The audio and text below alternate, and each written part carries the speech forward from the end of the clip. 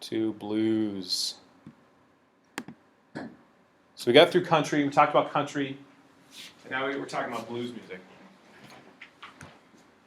Blues music, so again, the idea of blues music in the we're talking all the way back, actually we're saying post-World War I. A lot of people, blues and rhythm and blues music, the early ways of doing this, again, with a lot of that stuff, it was called race records. And so it was just kind of all black music, basically, at that point in time. Now, there was a lot of differences between those. And we'll talk about some of those. But again, that's almost like a different class to go back to talk about all the differences that we're going through that. But we'll talk about a lot of different parts of it. And we'll really get mainly into the blues aspect of it, because that's going to be a real important part leading us towards rock and roll. All right. So, but we will talk about some of the other things. The early stuff that we really talk about and we really see regularly was there were sheet music sales of music that was labeled blues music happening, right in the 1920s particularly. And that would have been things like the Memphis Blues, the St. Louis Blues, that kind of stuff was coming out during that time.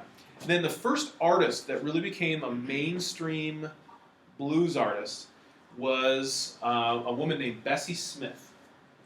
Bessie Smith had her biggest tune ended up being a tune called the Downhearted Blues. What's interesting, again, is that when we're going to talk about records, we're going to talk about it a lot. I mean, who's selling records? Because a lot of it has to do with sales of records and the charts and all that kind of stuff. And we'll get into that, especially as we get into the 50s, because people start to invest more in music if it's being sold. All right? And the world of rock and roll is based on popularity, but it's also based on money. Because if somebody's not making money off of it, then they're not going to be selling it. That's just how it is. And it's part of the way that things run in that business. And so we will see this based on how many record sales. But one of the big things to think about is that the records, the way that they were sold back in the day, were often in little records, all right, and they were like a single. So when I say they're selling 1 million records, it was a single, so it was like one tune, all right? So you'd put that one tune on and listen to that record. And then sometimes they would have a B-side, so it would be an A-side, B-side. So you turn that tune over, and you would listen to it on the back, all right? And there would be a B-side, not as popular. So it was like the single that was popular and maybe something else. But often early on, it was just one side. That was it. You got that one tune, and that was what you paid for, all right? And that was the record. Then once you got later, as you get into the late 60s and you get into the 70s, then when we talk about a record, like let's say Led Zeppelin, their first record comes out, it's a big record and it has, 10 tunes on it or whatever. So there's a difference, and we'll talk as that transition happens and why that transition happens in the 1960s. But, all right, so Bessie Smith comes out with this tune called Downhearted Blues and sold 1 million records. And think about 1923. Now, what's important about selling 1 million records in 1923? What had not happened yet in 1923? Let's think about, we'll talk about radio. What had not happened by 1923 in radio? They weren't playing records on the radio, right? That wouldn't happen until 45. What else was a big thing at the end of the 1920s in radio? Yeah, it wasn't coast to coast yet, right? It was 28, 29 when NBC went coast to coast. So that meant that when Bessie Smith would perform on the radio, it was never nationally, it was regionally. But still, she was able to sell 1 million records in 1923. That's a huge deal. I mean, to have sold that many records in a region, this would have been mostly right and around New York that she would have sold this, and in that area. And so it would have been New York and some of the other surrounding cities, New Jersey, and a bunch of other places.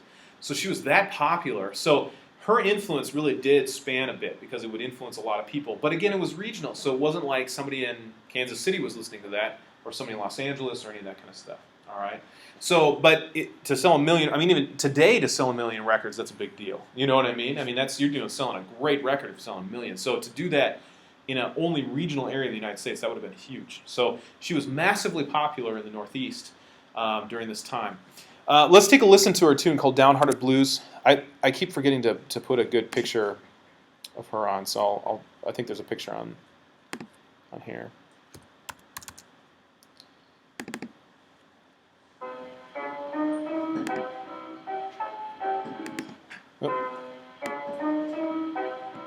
Oh, it's not a great picture. I don't think, can you see it?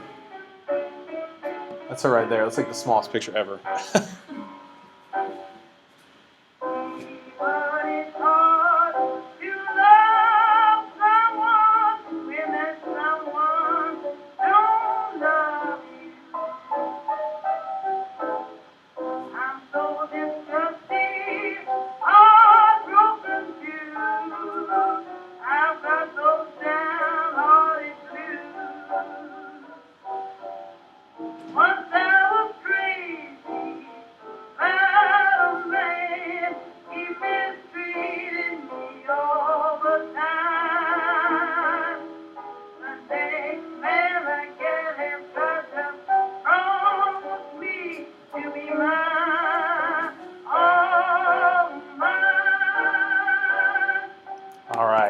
Huge voice, huge voice. That was a big part of what she was able to do. And again, the recording capability back then was totally different, so it sounds very kind of canned. That's what people say, canned music or something. It sounds like she's singing in a can. That was just how sounds came off because they didn't have great mics, all this kind of stuff they haven't. But to showcase that type of a vocal ability, even with that type of recording, is big.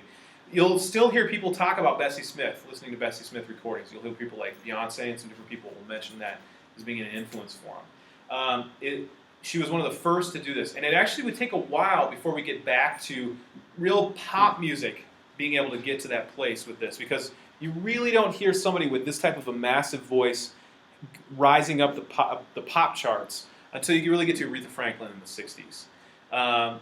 There is great singers out there that would be on the rhythm and blues charts regularly. So Big Mama Thornton and some of these other folks that have these big, booming voices would be around. But it would not really get to the pop charts till the 60s.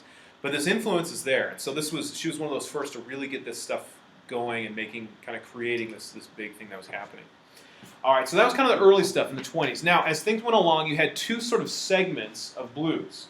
You would have what we would call the Delta blues, or this, a lot of people would kind of label this, kind of historically label it, the rural blues. Okay, so you'd have the rural blues, and then you would have the city blues, and we'll talk about those in a second, or the urban blues, as people would call it. The big name person from the Delta blues, from the rural blues, would have been a man named Robert Johnson. So this is a picture of Robert Johnson up here. He, again, the Delta blues, you're thinking like Delta, Mississippi, that area would have been where a lot of this would have come from. That would have been where it was early popular, but would get popular in and around the Southeast and would actually start to spread a bit.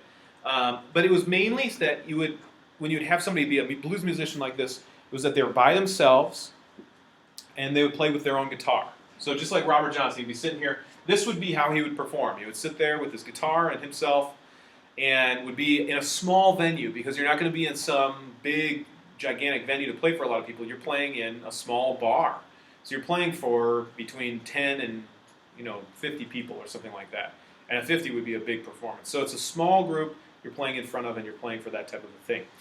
The other thing that was about it was that you played the tune, you accompanied yourself on guitar, and your time did not have to be strict, because it could kind of be all over the map, because you're playing by yourself, so you knew what you were going to do next, right? So that meant it was a real relaxed tempo. So everything could it could mix and match back and forth. This would actually become real popular in the 1960s with a lot of what we would call the British invasion bands would come back loving this type of stuff. In particular, Eric Clapton. In fact, Eric Clapton would eventually, this Crossroads blues, that would actually be a big hit of Eric Clapton's in the 1960s, as he and a band called Cream would cover that, because they really loved that. But this style was this was the Delta blues style. It was kind of this flexibility. Very emotionally with the vocals, particularly Robert Johnson, but you could have emotional singing with it, and it would describe the blues. So the blues would often came from a lot of the slavery ideas. This would have been ideas that were, you're living the blues, there's something going on that's not great, that kind of thing. And so singing about it is kind of like helping you get that out, in a sense. That's the idea of what the blues is. Now, a lot of things change from that, because some people make it kind of funny, or there's all sorts of different ways to do it. It doesn't always have to be sad.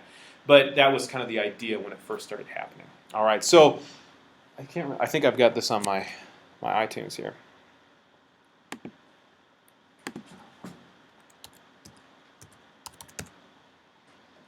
Here we go.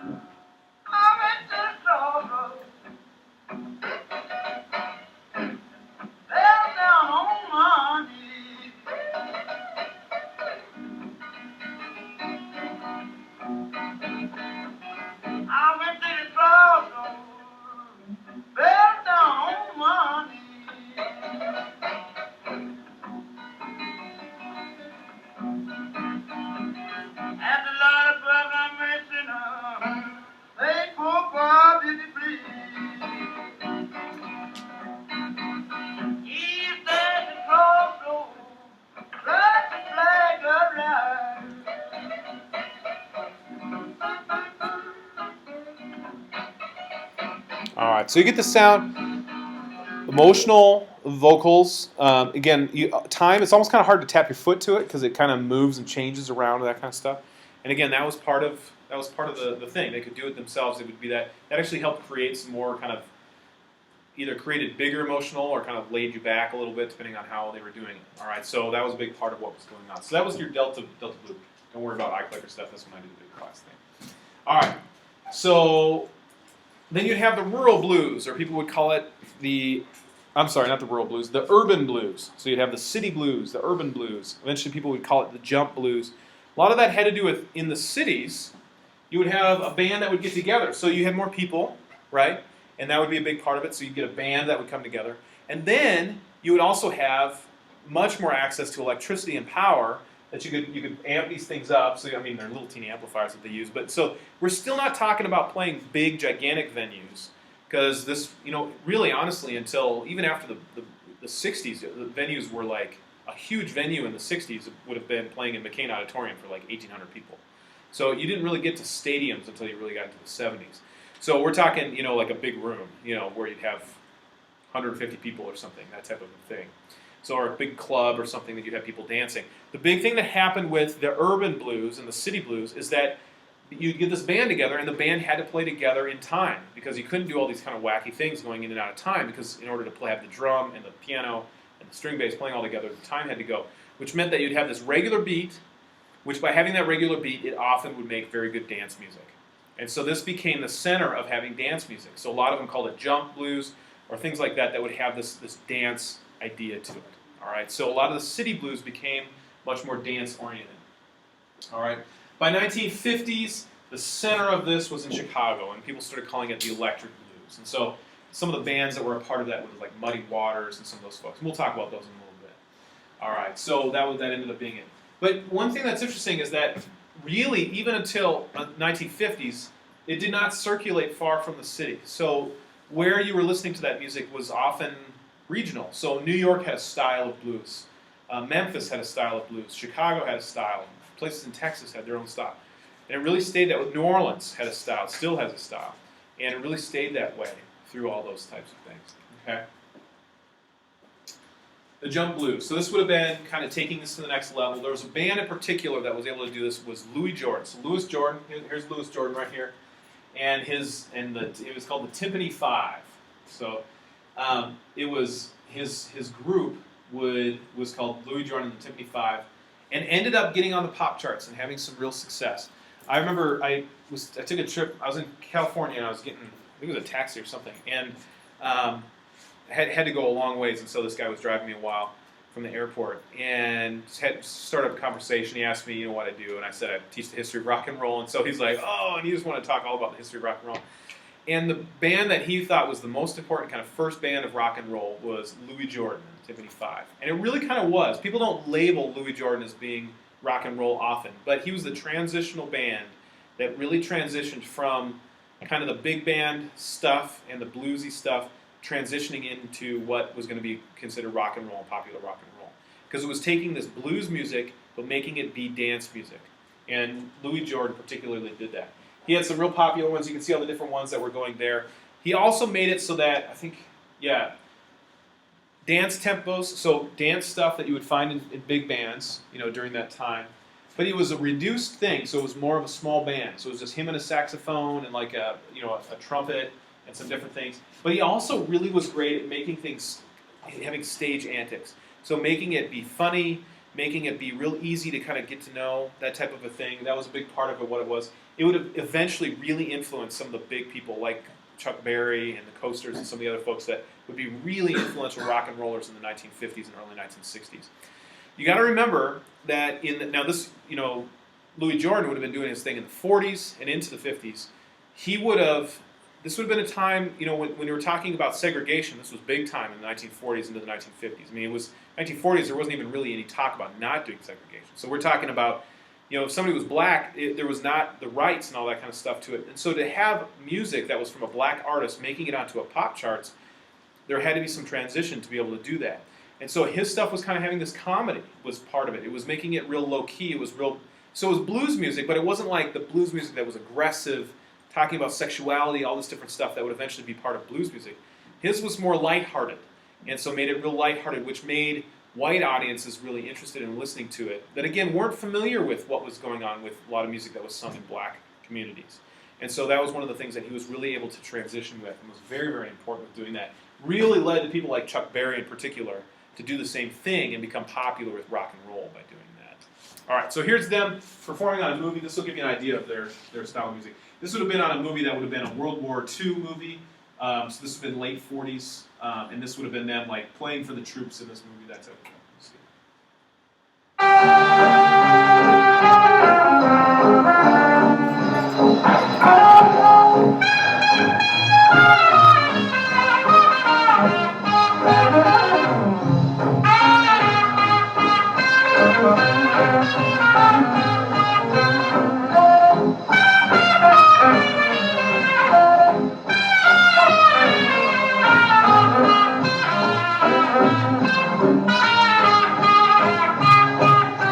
I got a gal who's always late.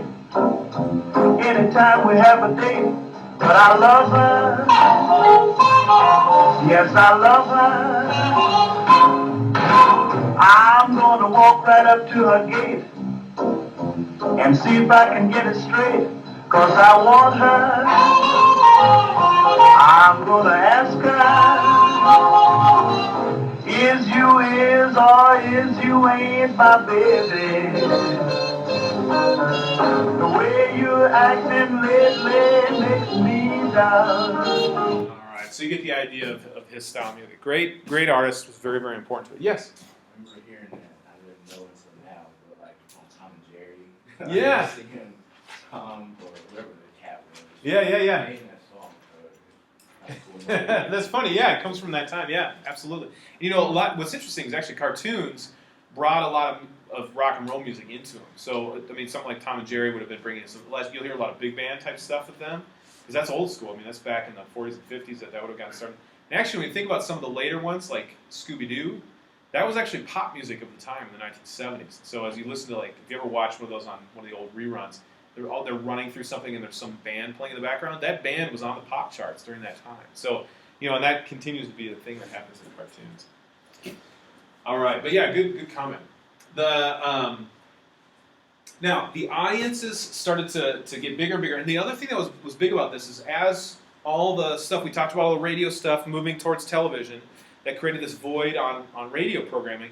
So a lot of the programming, again, as entrepreneurs, started to change that programming. So they started to create blues and rhythm and blues radio stations, or it could either be a full station or an hour of rhythm and blues or whatever. But it was now a station that people would listen to. A couple things that were big out of it. One was that it would create the music so everybody could listen to this music, which would eventually be very important for how rock and roll would eventually become around, because it wasn't just black communities that were listening to this. Anybody that had a radio in that area could listen to it, which eventually would be a lot of the middle-class white audiences who would eventually buy up a lot of these records, and that's where all that money would influx into it. So all these rhythm and blues artists would start to be being bought, and so it would have more and more money getting into that thing, which was really important for both those artists and for eventually how rock and roll would go. The other thing that was big was that these stations during that time, again, this was a segregated society. If you were advertising on those stations, you were advertising in a sense that the African American community could shop at your stores. All right, and this was a big thing. It wasn't like there was, all this advertising out there, and so this became more advertising for a lot of these shops that were considered shops that African Americans could shop at. So that was an important part of it, doing it as well. All right. All right. Then the big thing that comes around is labels. People started to record all of this stuff. And this was entrepreneurs, again, that would come around and really start to do this, trying to make some money, and and also we're just in love with the blues. So they knew that the blues was great music, and rhythm and blues was great music, and they wanted to sell it. And so they were starting to do that. So you'd have these record shops that were independent labels that would just pop up and would be doing this. Now, at this time, and we'll talk about this in a second, but there was major labels, and that most of the major labels, what they were selling were people like Bing Crosby, stuff from the musicals, and almost more, their big sellers were classical music. So they were, the Chicago Symphony would put out a new thing of Mahler symphonies or something like that, and they would sell those. So that's where the major companies were doing record sales. So these were called independent record labels. You had the big ones, and the ones that the only one in here, we're not going to talk as much about King Records in Cincinnati, but we're going to talk about Sun Records, Chess Records, so Sun in Memphis, Chess in Chicago, and Atlantic in New York. Those are the big ones that would come out. All right, and here's one of the early ones from Sun. If you ever get a chance to go to Memphis, if you're going through Memphis or visiting there, check out Sun Records. It's a great place to check out. It's still they still have it how it was originally done as the recording. That's where Elvis got his start, and a lot of big names got their start in Memphis. So it was really kind of a neat place. I just went there a year ago or something. It was really cool. Okay, independent record labels were small operations. I mean, they were very small. They often were like a secretary and then the head person, and then a couple other people helping out. I mean, it was really small places. In fact, Sun Records, the room that they do the recording in is about the size of this room. So, and then there's like a wall with windows, and then there's studio back there as they would do the recording. But this is about it in terms of how they had their setups. So it was a small space. It wasn't huge. And they were not able to do national distribution of their music. And the reason is that if you really think about how somebody would do a national distribution of something, let's say, let's say a band like Coldplay, let's say they had a recent album that just came out, then they need to sell their record. All right. Now things have changed now because there's not really record shops. You know, the way that you buy, if you want to go buy a CD, you have to go to like Target or Walmart or something. But let's say back in the day, there would have been record shops all throughout the country.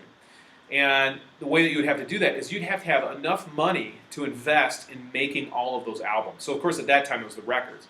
So you'd have to have somebody that would invest in buying all these things. Before you made any money from this, you have to buy all those things, have thousands, if not hundreds of thousands of these records, so that you could, and then distribute them, so put them on trucks or trains or whatever you want to do across the country, get them out all across the country so that on June 12th, everybody can buy it in their stores, all right?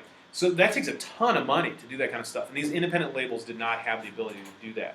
So they sold regionally. So just like much of the radio was going regionally, this is how they did it. So in and around Memphis, they would produce their records and start to sell them at different things. At concerts for those folks. They would really get to know the radio personalities. So we'll talk more and more about the DJs. They would get to know those DJs, and they would present them with the music, and then they would have the DJs play it on their regional radio. So the regional area would get to know it. Would start to sell it. So that was how they made their money, was selling these records regionally. All right, but they were able to capitalize on the major companies having a lack of interest in the black artists. Major companies weren't going to buy into black artists. And so these independent labels were starting to sell it and did very well. I mean, they did pretty good for themselves. And eventually, some of these independent labels, particularly Atlantic and New York, would become a major label because they made so much money in rock and roll. Okay, major labels at the beginning of the 50s. You can see the whole list: Decca, Columbia, RCA. And a lot of these you can still recognize. Capitol, MGM, all these different things. A lot of them have been bought out by each other and all sorts of stuff. But this was where it was. But again, it was a lot had to do with classical music, or all that Tin Pan Alley stuff was where a lot of the money was with these major ones. All right, and then you also had gospel music influence. This was a new thing that was coming about, was gospel. Now, gospel was not new. And there was actually a lot of people out there singing gospel, but it was particularly in the black communities. And there actually were a lot of people selling records. They were beginning to sell records of gospel music. So there was a scene of popularity of gospel music because a lot of churches, particularly in the Southeast and in the South, had big gospel choirs and that kind of stuff. So it was becoming very popular with their music. Now, out of that, you would have somebody that grew up in that church would have that knowledge of gospel music, and it would take that sound and put it into a pop sound. All right, so, and a great example of that is Ray Charles' tune "I Got a Woman," and so let's take a listen to that. This is actually it started as a gospel tune. Oops.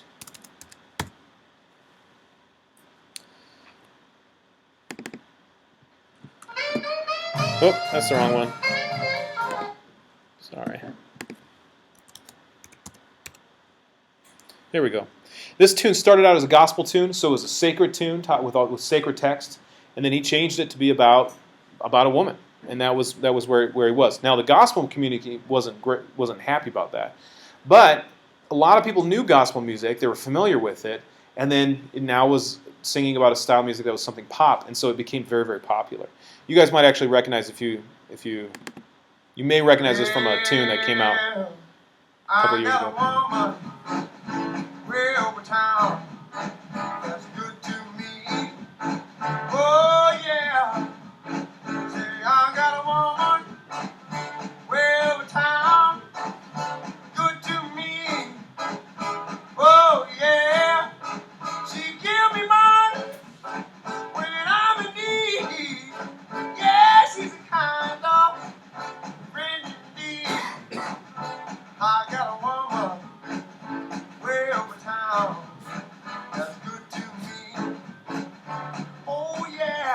All right, so it turns into a pop tune. Does anybody know who covered parts of that? Yeah, Kanye with Gold Digger. If you take a listen to it, he covered that. A little different on his. That's right. All right. So that was happening as well. All right, then other record companies that were coming out. So we Chess Records in Chicago. Chess Records was founded by Phil and Leonard Chess. So that's why I call it Chess Records. Everything there was low budget, and this was kind of the case for many of the different independent labels, but particularly for this one. It was low budget stuff, but that's kind of what made it really interesting, is it had this, people would call it a quality that would be, what I hear a lot of people refer to it as kind of a dirty quality. It's like the sound has this dirt to it rather than cleanliness. It's not like a clean sound, more of a dirty sound. And that's what people ended up really liking about it, is it didn't feel it wasn't trying to be polished. It was this real raw thing. That's what people still sort of fell in love with the Chess Record Chicago blues sound. He would employ singers that were small bands, and a lot of them were maybe even by themselves type artists. But you had all these Howlin' Wolf, Muddy Waters, John Lee Hooker, a lot of these big names that would come out of it. Bo Diddley would be the big hits that would come out with these bands. And so it had this more raw quality to it, and that's what Chess Records was for. What's interesting is that many of these artists, does anybody recognize any of these names? You guys recognize them? Yeah, which ones do you recognize? Muddy Waters. Maybe you've heard of Muddy Waters before. Good. You probably have heard a tune from John Lee Hooker. He is the that tune is one of his.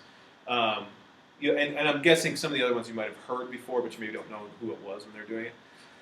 What's interesting is that in the 1940s and 50s, this blues music, it was not nationally popular. And so it was popular within an area. It was being sold to many African Americans particularly. And there were white fans and people were buying it, but it was not being up the pop charts for sure. And it wasn't actually until particularly Muddy Waters and some of these other folks, and eventually we'll talk about people like B.B. King and some of those folks that you may recognize those names, would not become household names until the 1960s. And the reason of that is that in England, in the early 1960s, late 50s, they finally got these records over there. It took a while for them to get them. And there was this huge blues revival in England in the 1960s, and all these bands fell in love with it, which included bands like the Rolling Stones, the Yardbirds, the Who, all these different bands. They just fell in love with it. Came back to the United States, became these massive rock stars in the United States, and everybody said, "What music are you listening to? What's your favorite?" And they said, "Well, we're listening to all your American blues. I mean, I love Bo Diddley, I love Muddy Waters, and all that kind of stuff." I mean, a great example is Jimi Hendrix basically plays Muddy Waters music really loud and really fast. I mean, that's kind of how he did his thing. And he admitted, I mean, that's what he loved, Muddy Waters. He grew up on Muddy Waters, and he absolutely loved it. So that style will come back, and that's where these names came from. But in the 1950s, kind of unknown to the big mass of audiences. So it's not like Muddy Waters was traveling around the country and everybody knew who they were. It was this kind of more small thing that was happening. All right, and that's sort of what was happening with the blues music during that time. All right, so here's and sort of the ideas behind it. Rough, emotional, expressive, unpolished. Instrumental was about being kind of showcasing your instrumental. But what's interesting about Chess Records was it almost sounded bad at times. It was like you're trying to go so hard it sounded bad. I mean, it was kind of, that's sort of part of it. It was so raw was what they were trying to do. The lyrics were adult oriented. All right, so they were talking about sex. You got to remember, 1953. You remember the tune that was number one in the country in 1953 that we talked about? How much is that doggy in the window? I mean, so the popular stuff there was very G-rated. All right, what was going across the country?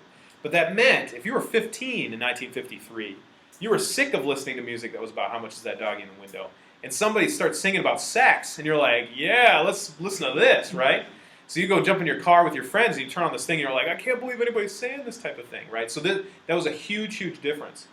And that's where a lot of this went. And then the big thing was that they did not create their music to appeal to the white middle class. They were creating the music that they wanted to create, but it would appeal like crazy to the white middle class teenagers. And that would eventually influence how rock and roll would go. Okay. Here's Muddy Waters for you. I would have kept you swimming in the deep blue sea. I have all you good-looking women fishing Feet shaking after me. Feet shaking after me. Feet shaking after me. Oh, Lord, sure enough I would. Oh, Lord,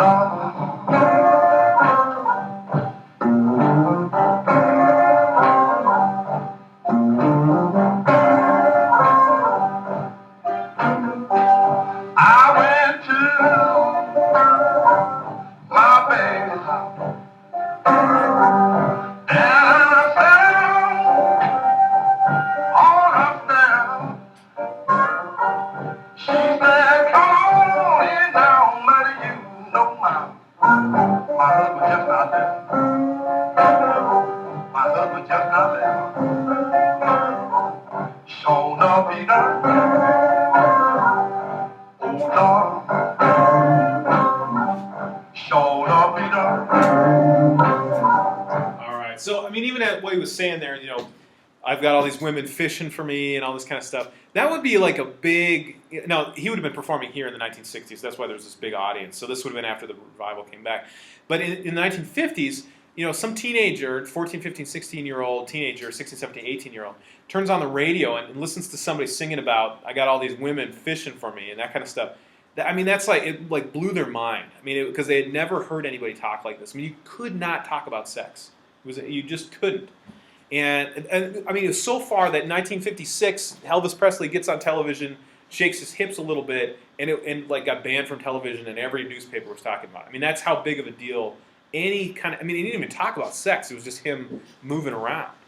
So that's the setup for what was happening in the 50s, and that's why it got to be such this massive, massive thing that happened within the teenage community. All right, Atlantic Records. Atlantic Records was in New York. All right, so this was the independent label that was happening in New York.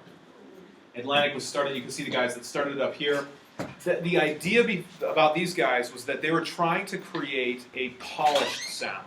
All right, where Chess Records and even Memphis wasn't necessarily about the polish. They were trying to create sort of a thing, but in a sense, Atlantic really was trying to sell it to a larger audience, and so they were trying to find artists that were more polished. And as they would record them, make it as polished of sound as possible. So get better equipment, really try to be more like what the Tin Pan Alley people were doing with their recordings. All right, so the singers were more polished, bigger name singers that they would have coming out of it. Ruth Brown, Big Joe Turner, that ends up being a big name, actually became a big name in Kansas City. Big Joe Turner would often tour through Kansas City. Clyde McPhatter would end up doing some big things with people like the Drifters and some different folks. And then Ray Charles, of course, that's a big name that probably all of you have heard that name, Ray Charles. We'll talk more specifically about Ray Charles, but he would be one of their big stars that would come out of it. All right, much more controlled with what they were doing and less emphasis on solos, the kind of instrumental solos that were going on. It was more about singing that song and having something that people would sing along to or get to know, that kind of stuff, than it was about playing an instrumental solo. Okay, so that's where they were trying to go with what they did. And it worked. They sold a lot of records. And eventually, by the 1960s, they would become a major company as opposed to being an independent label. Here is Big Joe Turner, and this will give you an idea of his tune. Now, well, we'll talk about what the lyrics are and why this would have been important, but you can kind of hear the more polished version of this. It sounds more kind of radio friendly in a sense. Hey, Joe. Hey, Big Joe Turner. Come on in. It's almost more big band like.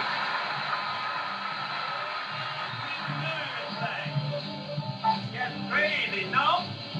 I don't know, boy. Let 'em rock a while. Crazy. Get out of that kitchen, baby. Wash your face and hands.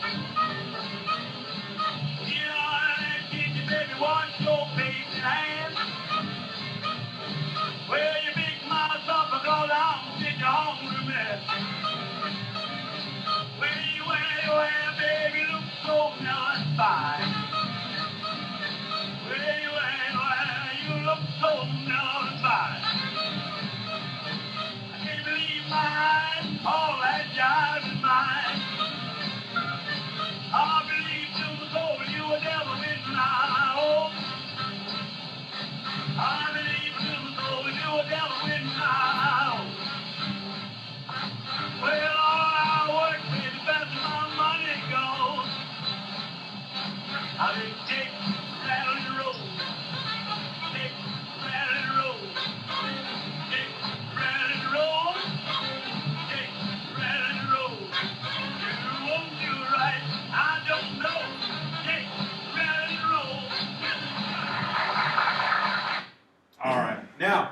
you recognize that tune? Have you heard that before?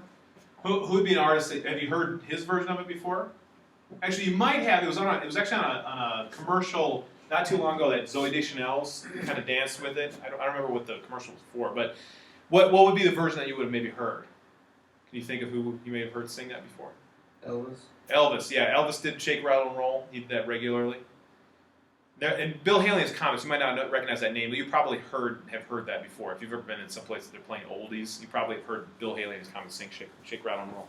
So there'd be a bunch of white artists that would cover this. Now, this gives you an idea. It sounds a little more polished than what Muddy Waters was. You can really kind of hear along to it. The other thing, though, is that to me, this tune showcases exactly why teens fell in love with it. Was that it has a sense of just kind of singing along, shake, rattle, and roll. But let's talk a little bit about what he's talking about, all right?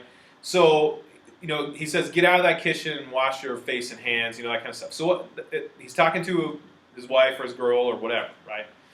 All right, and then the next, I forget what the next line is, but then he gets to a line that's like, you're like a devil in a dress or something like that. And so basically he's talking about how he's turned on by looking at this girl. And then eventually they get to the theme of it, which is let's shake, rattle, and roll. So what does shake, rattle, and roll mean? You guys can all use your imaginations as to what that means. So basically some kid in the 1950s listens to this and is like, they're talking about sex, and they're like freaking out that this is what they're talking about. And honestly, the term rock and roll is sex. I mean, the whole term of what rock and roll, the history of rock and roll, the term was intended to be talking about sex. And so that was a huge part of what was the love of this for all the teenagers, was it was talking about all those types of things. And this was, everybody through that age that the hormones were just going crazy and all that kind of stuff, this was the perfect thing for them to be able to start to talk about for the first time. And so that's where a lot of this came out. So the kids just fell in love with what they were seeing here, and then were able to listen to it on the radio and get more and more into it. And then more and more artists would make this be, in a sense, more accessible as it would go. So you'd have artists, a lot of the artists would cover it that were white, so suddenly it made it a little bit more okay because it wasn't an African American performing it. And so, and they would start to change the lyrics a little bit. And so instead of having little things, they would change it a little bit so it wasn't quite as sexual. We'll talk more about that as we get into some of the early artists. We'll talk about that in the next class period. But, a great example is one of the lines in here that we didn't get to yet was that he felt like he's a one-eyed cat in a fish store. That makes you blush now. Let alone in the 1950s, right? And so that's, it's pretty over the top, some of the music that was coming out and what they were saying these things. And so it was kind of over the top type stuff that was happening. All right. And finally, the other thing that was coming out during this time, and the last part of the blues and rhythm and blues style, was doo-wop. Doo-wop was a style of music that was sung, and we kind of know this more now. A lot of people will refer to doo-wop, and you have some, a lot of a cappella groups and stuff like that coming out that have gotten real popular now. But the doo-wop stuff came out in the 1950s, and it came out in African American communities because it was really, and mainly African American, but it was in areas that had lower income because they couldn't afford the instruments. And so all these blues bands were coming out, but people wanted to be able to still do the music, but they couldn't afford the instruments, so they started singing in groups. And many of those folks had been singing in church often with a lot of gospel music, so they were really fine singers and would get together and sing in these groups, and then would start singing, and a lot of it ended up being nonsensical syllables, like doo-wop, doo-wah, doo-wop, doo-wah, and that's where the term doo-wop came from, okay? So, and eventually this would transfer into a lot of popular music that would head into like the Temptations and Supremes and all these girl groups that happened in the 1960s, and that's where a lot of this came from. So this is that doo-wop. So a couple of the ones that came out that were important, there was a band called the Chords that came out with Shabooms. There was another group called the Five Satins, came out with a tune called In the Still of the Night. So here's an example of that. This would be 1956, them coming out with this. And a lot of those were actually coming out in the 1950s, would become popular on the charts in 1956, but that tune would have been out actually much before that.